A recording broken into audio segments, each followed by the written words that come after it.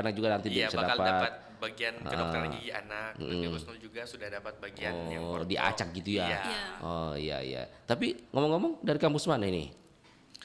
Kami dari Fakultas Kedokteran Gigi Universitas Muslim Indonesia. Umi. Iya. Oh, Umi luar biasa. Kita satu alma mater. Oke, Tegar. Nah, kita dengan topik kita ini mungkin bisa disebutkan dan juga dijelaskan bagaimana bisa mengetahui itu gigi berlubang sen. Oh, jadi bagaimana kita tahu sih gigi kita berlubang? Kan misalnya gigi berlubang ini itu sesuatu penyakit yang paling umum lah di kalangan masyarakat nih untuk gigi berlubang. Mau anak-anak sampai orang dewasa Semua kan kena ya? pasti penyakit paling umum di gigi itu ya gigi berlubang. Ya Iya, iya. bagaimana cara kita ketahui ya misalnya nih Ya. kita sedang bercermin atau lihat gigi juga kan itu biasa pada gigi ada seperti titik warna putih itu awal mulanya. Putih. Iya warna putih ada seperti kan giginya putih. Iya, Terus itu kan ada- gigi putih. iya, Gimana bisa ketahui putih giginya lagi? putih, Ah. terus ada titik yang lebih putih dari gigi. Itu awal mulanya. Iya iya iya. Nah, nanti kalau misalnya untuk giginya tidak terlalu dirawat, nah itu titik yang putih lama-kelamaan jadi hitam. Oh. Nah, iya. seperti itu biasa dia hitamnya dari kecil juga mulainya. Tapi kalau memang tidak dirawat lagi giginya lama-kelamaan itu akan menjadi tambah besar. Tambah Melebar besar. Ya, dia diameternya. kan hitam dari putih kecil, terus hitam kecil, kemudian dia jadi hitam besar sampai kalau memang tidak dirawat terus semakin parah dia bisa sampai ke saraf. Nah, itu yang biasa keluhannya yang sakit gigi. Nah, itu karena lubangnya sudah sampai di saraf. Berarti itu akhirnya itu Iya. kena saraf. Iya, jadi seperti itu. Oh, berarti memang awalnya itu tahap putih. Iya, Dari dari- itu hitam. iya. Setelah itu melebar. Iya, dia melebar besar, terus tambah dalam sampai ke saraf. Saraf. Baru kerasa bahwa oh gigi saya berubah. Sakit itu kan Hmm. awalnya kan harus dikenali dulu Ya, apa itu gigi berlubang terus iya. disadari kalau Iya. misalnya disadari kalau oh gigi saya berlubang jadi kayaknya harus dilakukan perawatan secepatnya nih supaya ditangani kasus gigi berlubang itu biar tidak semakin parah. Berarti kita harus sering-sering bercermin kayak gitu ya. Supaya mengetahui Iya, kan. boleh, iya. Masa ketika sakit baru bisa mengetahui oh gigi saya berlubang. Iya, boleh. Berarti ketika kita mengetahui ada titik putih berbeda pada gigi biasanya, berarti bisa dicegah itu ya? Iya, bisa dicegah dari perawatan awalnya untuk pencegahan gigi berlubang. Pencegahan dini gitu ya? Iya, pencegahan. Nah, oke, tadi kan sudah masuk ke bagian saraf. Nah, apa yang dirasakan ketika gigi berlubang itu? Jika ada beda-beda sakitnya atau apa bagaimana? Kalau sakitnya itu dari misalnya ada pasien yang datang nih untuk lakukan tambal dengan keluhan pernah sakit. Itu rata-rata sakitnya kurang lebih sama ya kayak misalnya seperti nyut-nyutan, terus nyeri hebat, terus seperti kayak tertusuk-tusuk seperti itu. Dan biasa itu paling sering terjadi pada saat malam hari. Oh, Ya. malam hari baru iya. bisa. Kenapa bisa harus malam hari? Pada malam hari karena misalnya itu kan pada malam hari kan dalam keadaan semua kondisi Istirahat. lagi istirahat nih. Nah, di situ bakterinya mulai bekerja. Makanya rata-rata timbul rasa sakitnya itu pada malam hari. Malam hari. Oh, itu jenis-jenis sakitnya gitu ya. Dan sakitnya lumayan bisa dibilang menyiksa sih. Berarti memang ada perkataan orang lain lebih sakit hati daripada sakit Iya. gigi ya, gitu ya, betul ya, gitu ya. Lumayan Iya. menyiksa Oh, sih dari bisa. keterangan pasiennya bilang Oh. susah tidur, susah makan makanan panas, makanan dingin itu pasti rasanya sakit. Jadi Susah kayak- bicara. Kalau diajak bicara tensian terus gitu ya. Iya, iya. Iya ya. Oke kita ke Husnul lagi. Nah kalau Husnul sendiri kenali dan sadari gigi itu berlubang bagaimana? Cara mengenali dan menyadari itu gigi berlubang. Apalagi untuk anak-anak gitu.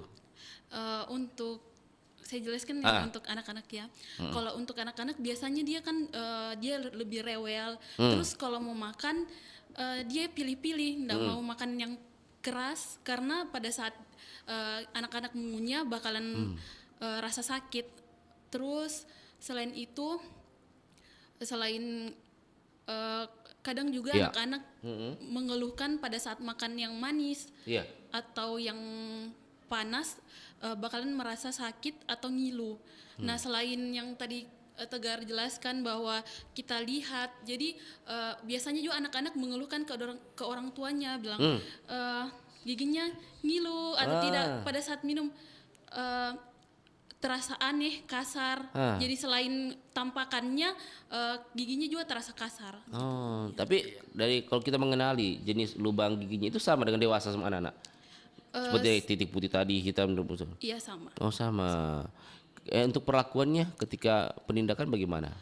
Untuk mungkin beda di bahan penambalannya saja. Untuk anak biasanya itu ada menggunakan bahan yang bernama GIC. Jadi dia itu mengandung fluoride yang bisa meningkatkan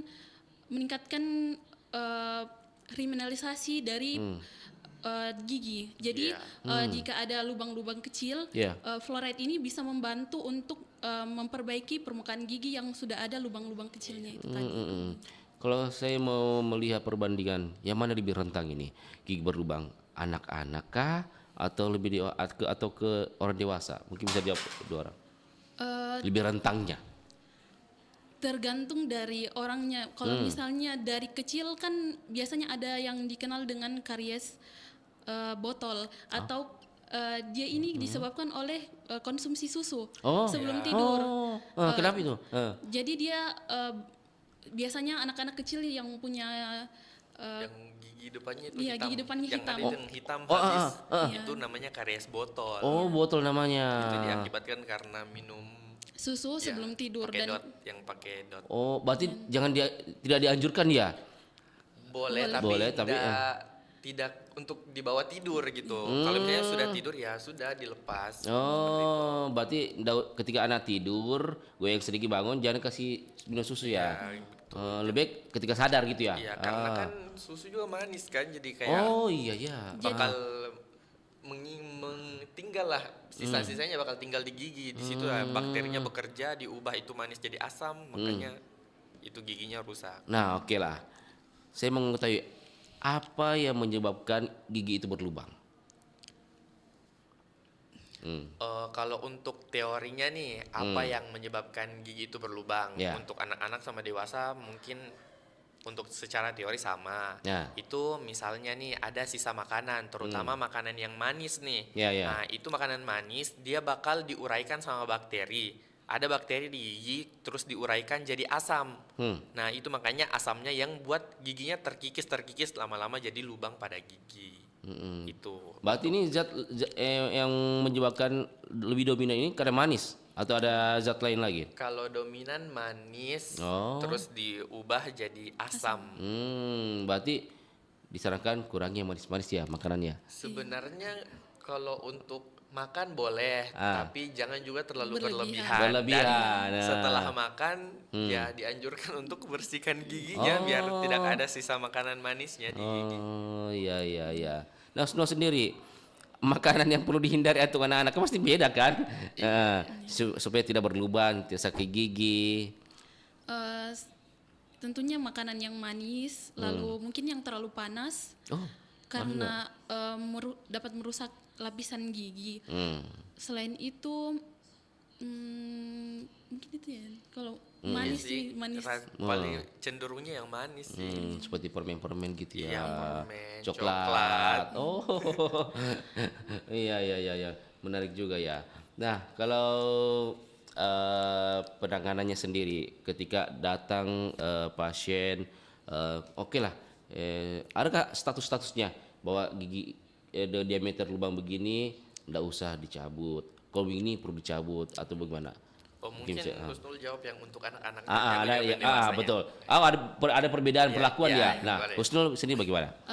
Untuk tentunya ada, kalau misalnya lubangnya masih kecil mungkin masih bisa ditambal. Terus tergantung lagi keluhan pasiennya. Apabila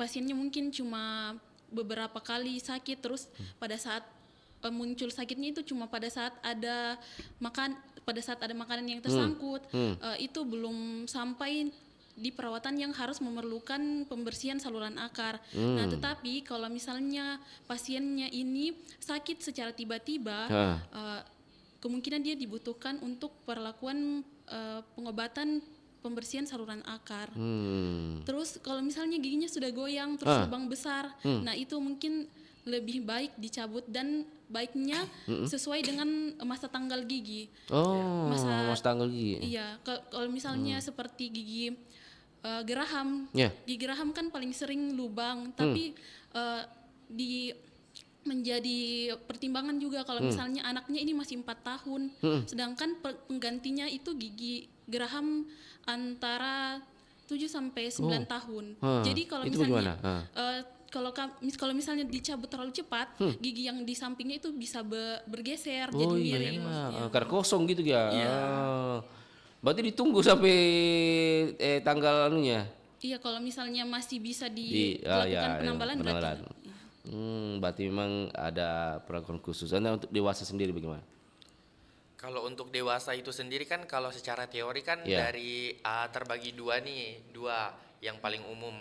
Itu penambalan biasa, penambalan gigi biasa sama perawatan saluran akar kalau dia sudah lubangnya sudah sampai ke saraf. Saraf ya. Ya, seperti kalau misalnya pasien datang untuk lakukan penambalan biasa, terus itu kami di kedokteran gigi itu ada pengelompokannya lagi, misalnya Iya. kayak lubang giginya itu di daerah gigi belakang atau Ya. gigi depan, itu semua ada pengelompokannya. Untuk caranya ya penambalannya sama, penggunaan bahannya juga sama, tapi bahannya lebih kuat daripada untuk gigi anak-anak.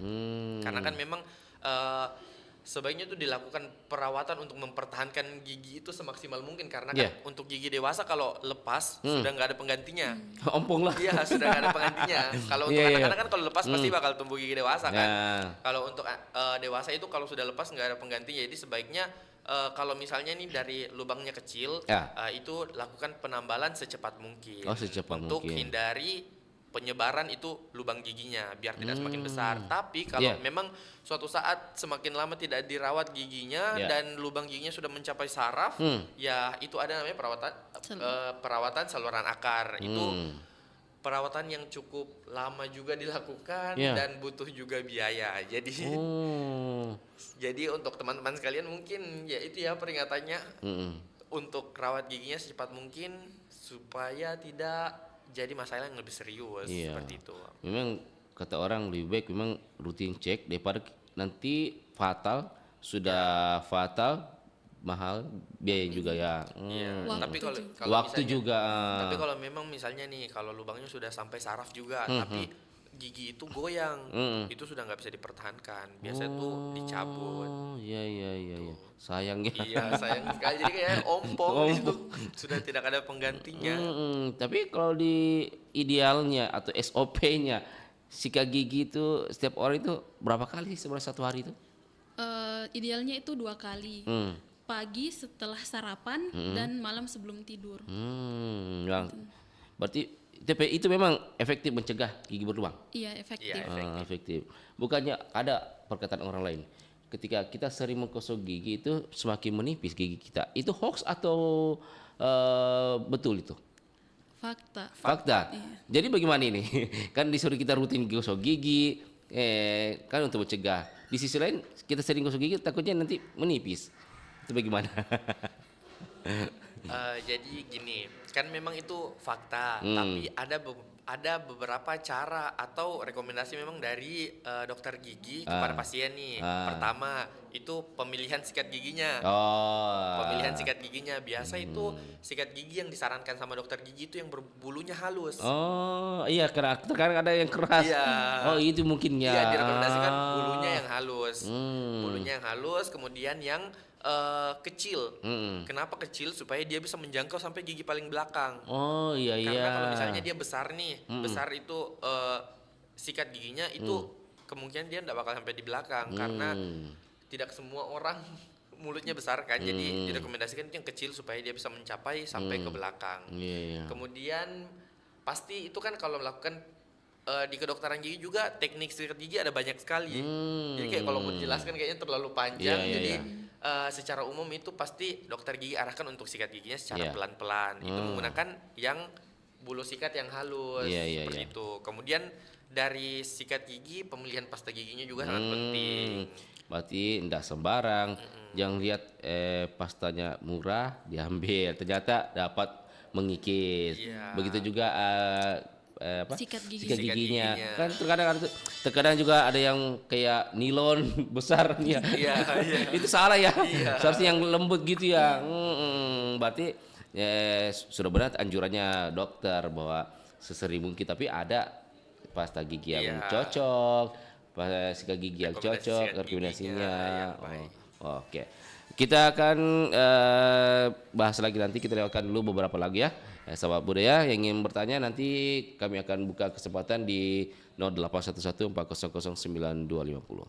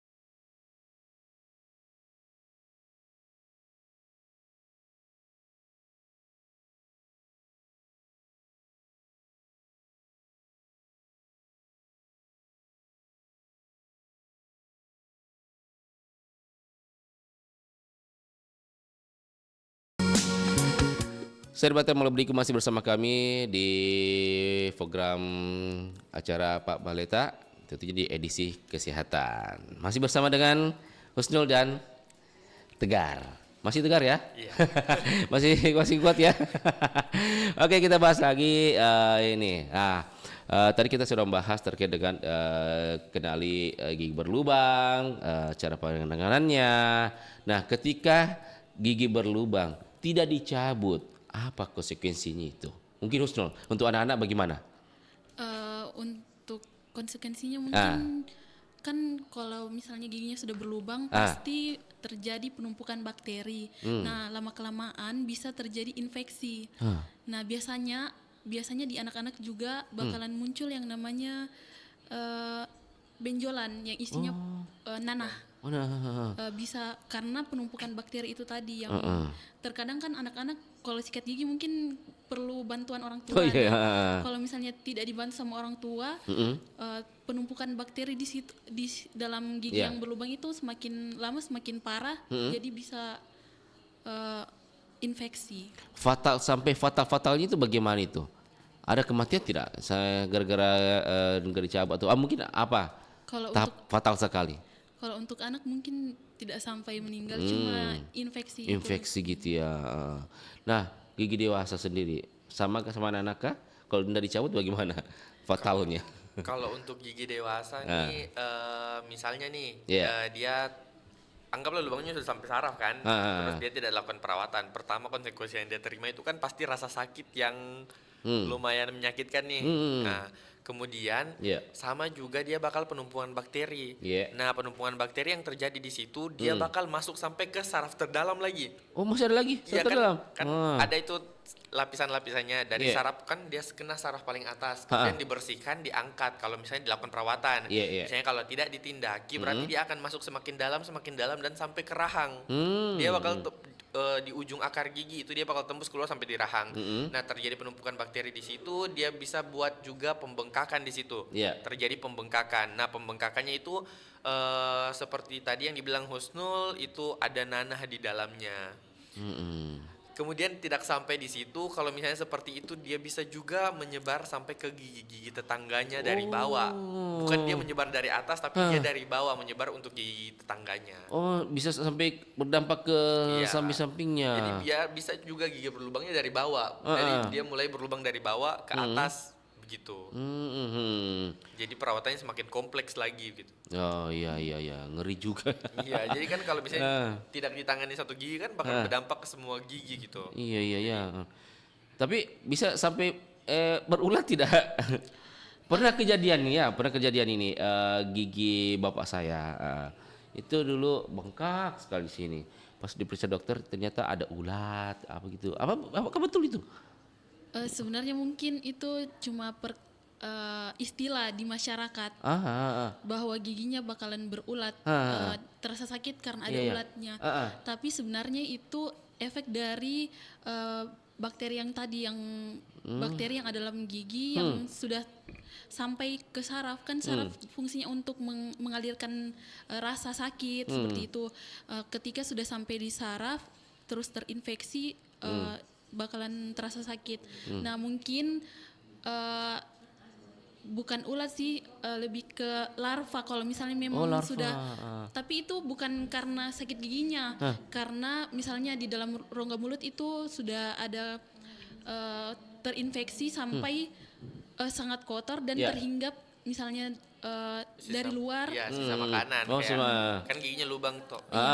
Mungkin makanannya kurang bersih dan di situ sudah ada telur atau telur yang bisa hidup di rongga mulut yang tadi yang terinfeksi, bakalan ada larva. Tapi kalau misalnya dari giginya sendiri tidak akan ada ulat sih.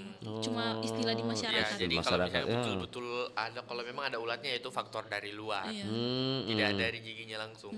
Oh iya. Tapi memang betul penyebab gigi berlubang itu terkadang orang keseringan merokok, minum kopi.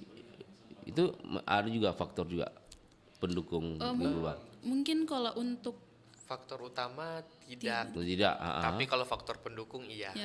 Kan kopi sendiri kan bersifat asam ya. Ya itu asam, tadi asam. kalau misalnya asam Iya. bisa membuat keropos gigi semakin Iya. lama lubangnya semakin besar besar, gitu. terkikis lama kelamaan ya semakin besar, sama juga kayak awal tadi. Oke lah, ketika gigi kita dicabut karena gara-gara berlubang, itu sarafnya bagaimana itu? Masih sakit kan sudah nggak ada gigi. Itu sarafnya diperlakukan bagaimana? Disuntik mati kah sarafnya atau masih tetap hidup sarafnya ketika dicabut giginya?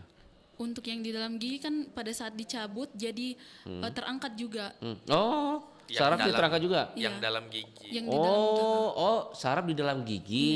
Oh. Jadi untuk susunan gigi itu Iya. secara umum dia itu terbagi dari email, dentin dengan sarafnya. Ya. Nah, itu tadi kalau misalnya sudah tercabut giginya, saraf yang di dalam gigi Ikut ikut tercabut. Oh, gitu. Oh, iya, iya. Kalau misalnya kejadiannya sudah fatal seperti saya tadi, yang misalnya kalau sudah ada nanah, berarti masih ada tersisa. Kalau memang sudah dicabut berarti masih ada keluhan lain yang tersisa di dalam. Seperti itu. Tapi kalau memang keluhannya masih sampai di saraf yang di dalam gigi, Iya. dan apabila dicabut dia ikut terangkat.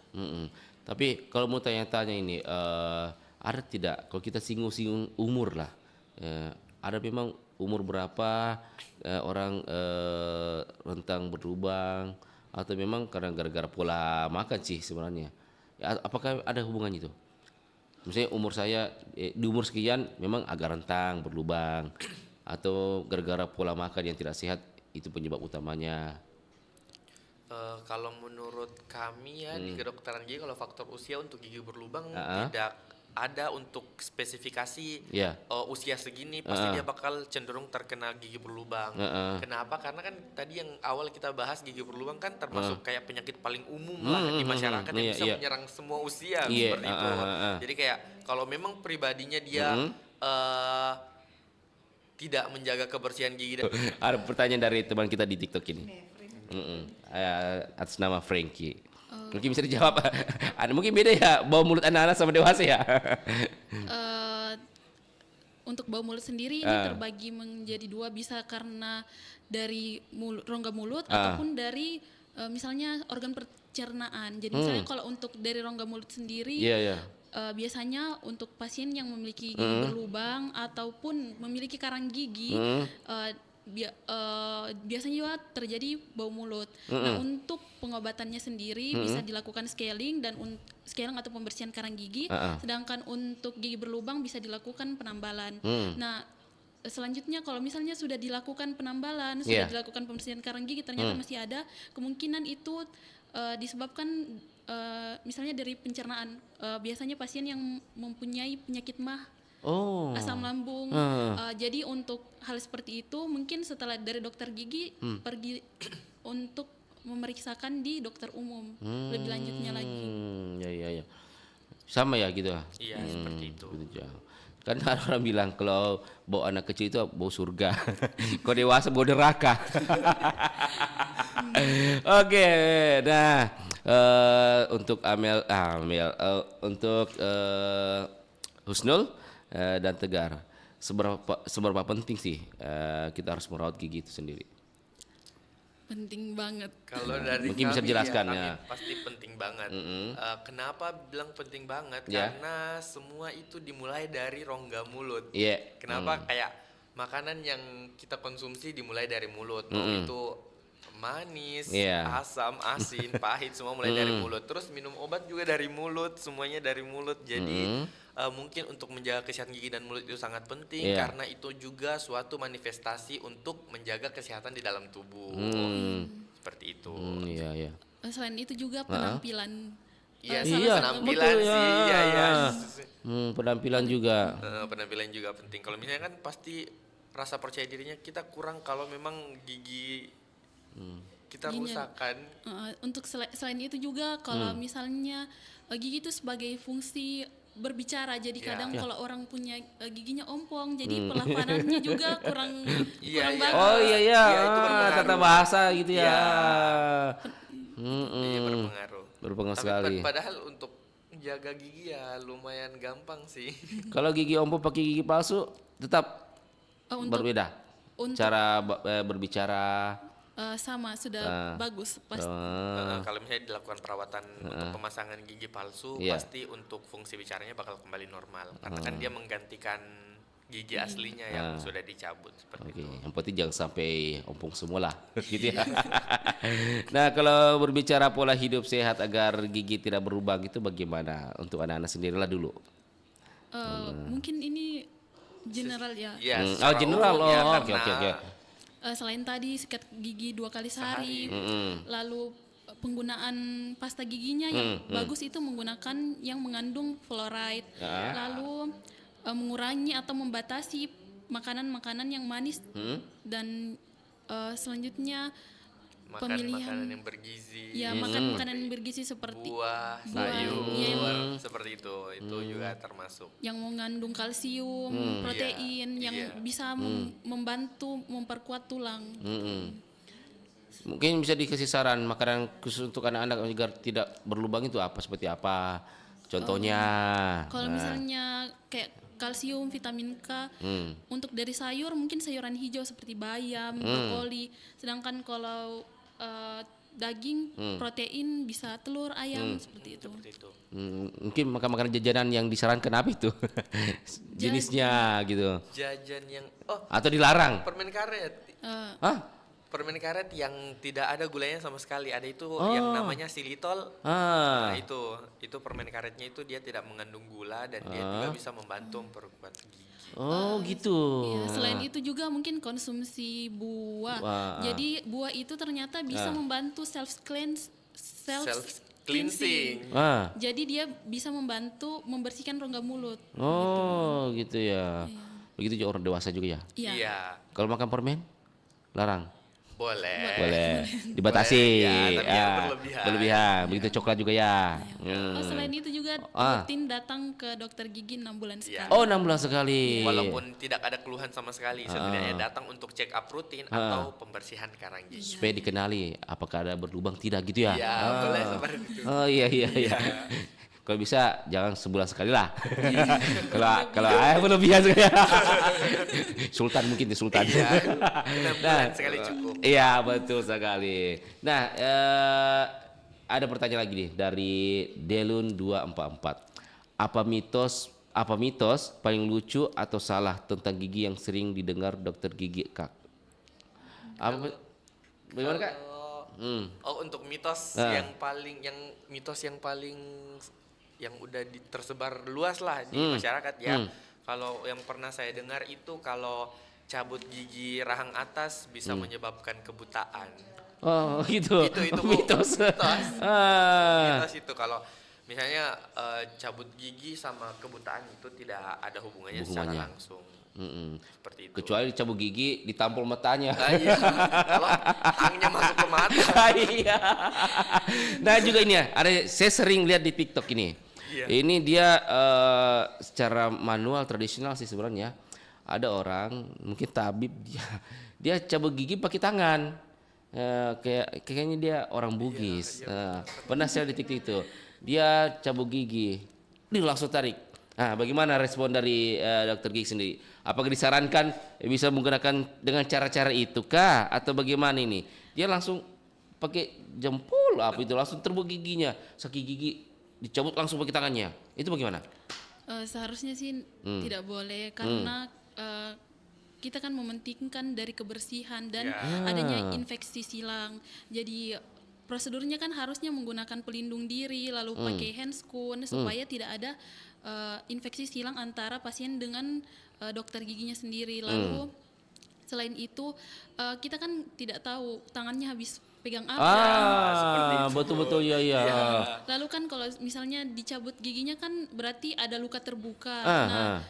Bakteri ataupun virus lebih mudah untuk masuk ke dalam tubuh. Betul ya.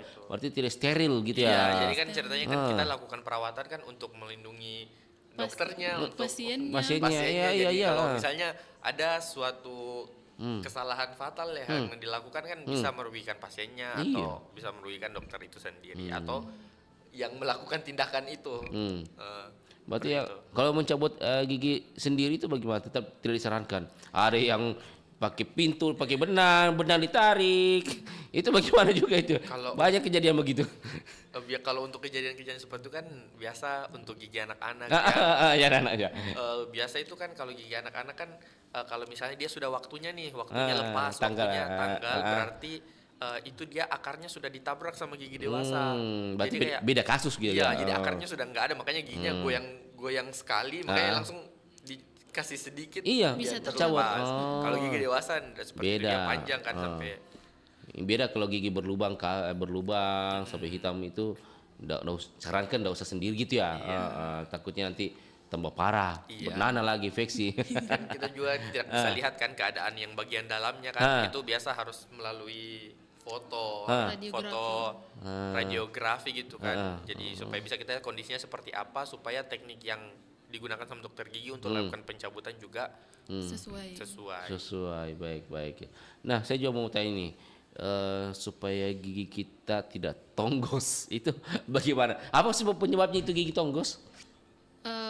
Bisa ada dua, bisa karena genetik dan juga kebiasaan buruk. buruk. Oh, genetik ada juga. Iya, Iya. jadi memang ada orang yang terlahir dengan kondisi rahang yang Menonjol. atasnya mungkin lebih maju atau bawahnya yang Maju atau mundur. Oh. Selain itu untuk kebiasaan buruknya misalnya anak-anak yang sering sedang Empeng. Mengisap Iya. Jari jempol. Isap jempol. Oh, iya. Ya, itu bisa buat keadaan giginya ada itu langit-langitnya semakin dalam, makanya giginya juga akan maju ke depan seperti itu. Oh, iya. Itu oke, genetik sama kebiasaan. Itu bisa diperbaiki tidak? kalau Kalau tergantung untuk keparahan.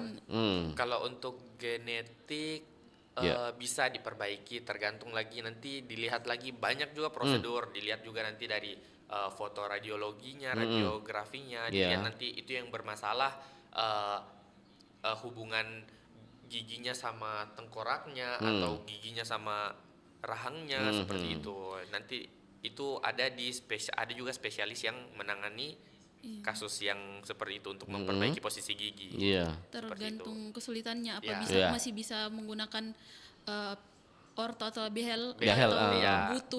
memang butuh operasi untuk pemotongan rahang Iya, karena pemotongan bisa rahang. sampai operasi juga. Ya, bisa seperti itu. Oh, iya, Dilihat iya. lagi dari kondisi dan Kondisi. keparahannya. Iya. Kalau untuk misalnya kebiasaan buruk itu mungkin bukan bisa sih dicegah lah. Jadi kalau misalnya kita kan itu kebiasaan buruk biasa dimulai dari anak-anak. Jadi kebiasaan. Jadi bisa dicegah mungkin diedukasi orang tuanya untuk hindari anaknya. Misalnya nih salah satu kebiasaan buruk itu mengisap jempol. Biasa itu kalau di cara pencegahannya atau misalnya sudah terlanjur atau dia sudah sering isap jempol, biasa tuh dipakai kan sesuatu lah di jempolnya Balsam. supaya biar tidak dihisap. seperti itu. Oh iya untuk pencegahannya ya. Iya. Berarti orang itu harus lebih jeli lagi. Oh, Iya. kebiasaan anak saya ini bahaya ini. Karena masih lentur gitu ya. Kalau anak ya jadi seperti masih mudah masih terbentuk gitu ya. proses pertumbuhan kan, pertumbuhan sama perkembangan. Jadi masih kalau memang ada sesuatu yang lain dia bakal menyesuaikan sama kelainan itunya. Oke, baik. Di akhir penghujung obrolan kita, mungkin kepada Husnul dan juga kepada Tegar, apa yang ingin disampaikan kepada pendengar kita? Mungkin closing statement sesuai dengan tema kita di malam hari ini. Silakan, mungkin ke Husnul dulu. Jangan pernah anggap sepele masalah kesehatan gigi karena semua di dalam tubuh kita, awal makanan, lalu penampilan kita, semuanya itu diawali dengan gigi yang sehat. Jadi gigi yang sehat, jadi tubuh yang sehat. Oke, Tegar sendiri bagaimana? Kalau dari saya untuk para pendengar sekalian, jadi kalau dari saya rawat gigi itu ndak sesusah itu kok. Jadi kayak untuk perawatan gigi kan cuma sikat gigi 2 kali sehari, terus minum air yang cukup, makan makanan yang bergizi seperti itu. Dan yang paling jarang dilakukan sama orang sih itu kontrol ke dokter gigi 6 bulan sekali.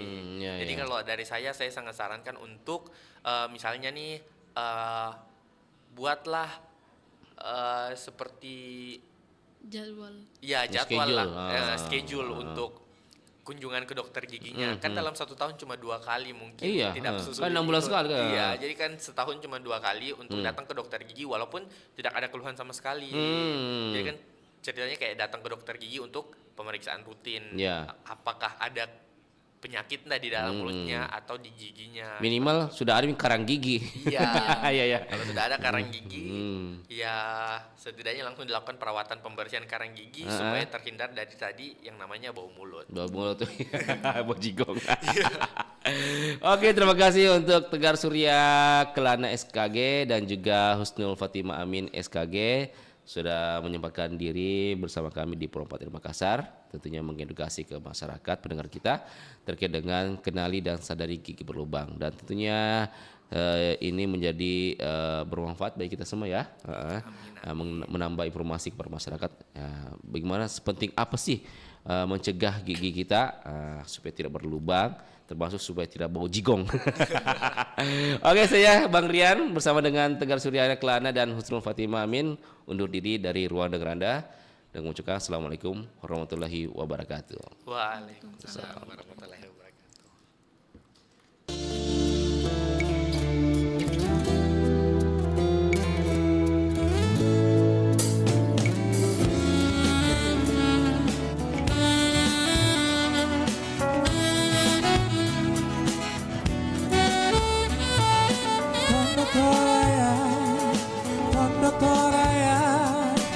Kondoktor ayah,